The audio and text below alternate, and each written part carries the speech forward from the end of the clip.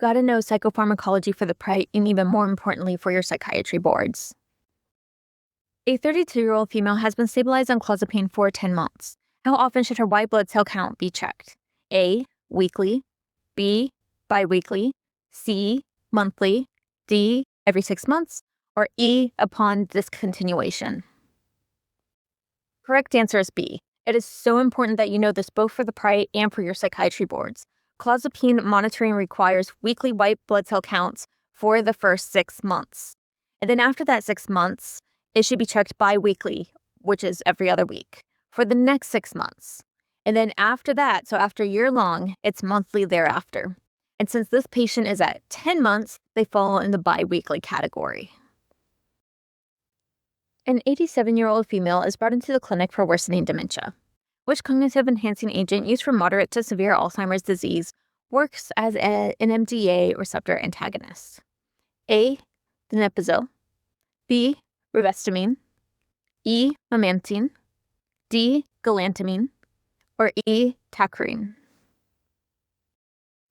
The answer is E. Memantine. You have to know what receptors these medications act on because boards love them. Memantine is the only NMDA antagonist out of that list. All the other medications on that list are all acetylcholinesterase inhibitors. The way I remember it is memantine starts with an M and it's in MDA. A 28-year-old woman with bipolar disorder is successfully stabilized on Lamotrigine. After developing a manic episode, her psychiatrist adds Valproic acid. What is the most critical adjustment needed for her Lamotrigine regimen? A. Increase the Lamotrigine dose to account for induction. B. Decrease the Lamotrigine dose because Valproic acid inhibits its metabolism. C. Keep the dose the same. D. Slowly increase the Lamotrigine dose as the Valproic acid is tapered off. Or E. Switch to Topiramate because it is the only FDA-approved maintenance drug. The answer is B. Decrease the Lamotrigine dose. You have to know this for the PRITE and the boards. Valproic acid increases Lamotrigine levels by inhibiting its metabolism, which that causes an increased risk of serious rash of Stevens-Johnson syndrome. Topiramate is off-label use for mania, while Lamotrigine actually has FDA approval for bipolar maintenance. The memory trick, which isn't that great, but you can use it, is Valproic acid makes the volume levels go up in Lamotrigine. So think of the L's and the V's. A 14-year-old female with ADHD has failed a trial of methylphenidate after trialing a sufficient dose. What is generally the second choice of medication? A. Guanfacine. B. Clonidine. C. Bupropion. D. Dextroamphetamine. Or E. Venlafaxine. The correct answer is D. Dextroamphetamine. Whenever someone fails one type of stimulant, you can trial the other. So if this person failed Concerta, they can try Adderall, and if someone fails Adderall, they can try Concerta.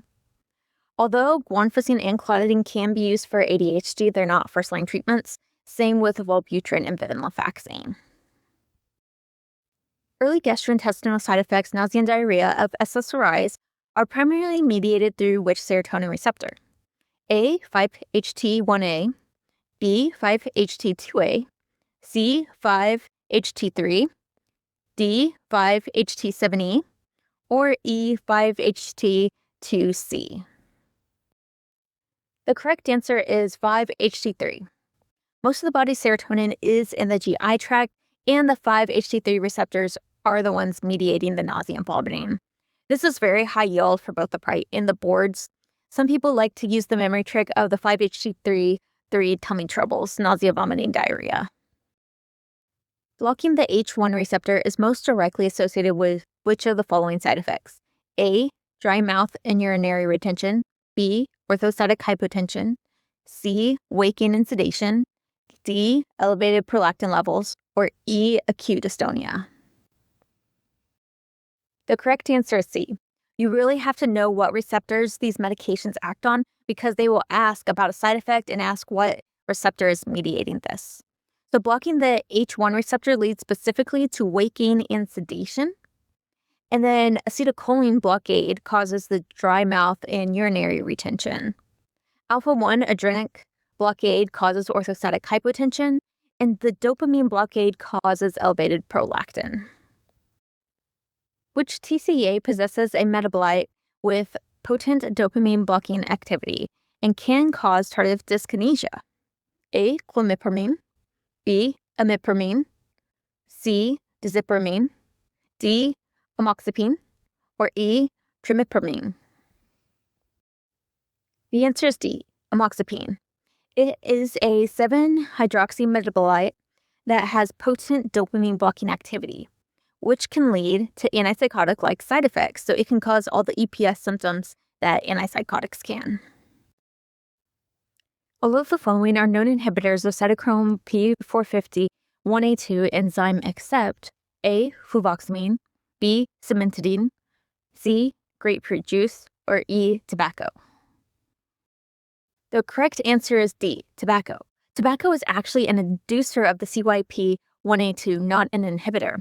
And you need to know this because it accelerates the metabolism of certain medications, making them less effective at standard doses. And the two main medications that you need to remember are Clozapine and Olanzapine. If you have a patient that is taking these medications and they're smoking, you need to give them a higher dose. And you need to be aware of when they stop smoking because that can make them have too high a level of that medication in their system and have really bad side effects. Mirtazapine increases the synaptic concentration of serotonin and norepinephrine primarily through which mechanism? A. Blockade of the serotonin reuptake transporter, B. Alpha-2 antagonism on the presynaptic neuron, C. Inhibition of dopamine and norepinephrine, D. Agonism of the 5-HT1A receptor, or E. Blockade of the norepinephrine reuptake transporter. The correct answer is B. Mirtazapine works via the alpha-2 antagonism on the presynaptic neuron, which then blocks a feedback loop and causes more serotonin and norepinephrine to be released. Before initiating ECT, which of the following medications should be discontinued because it can prolong seizure activity? A. Olanzapine, B. Amitriptyline, C. Lithium, D. Duloxetine, or E. Zoloft?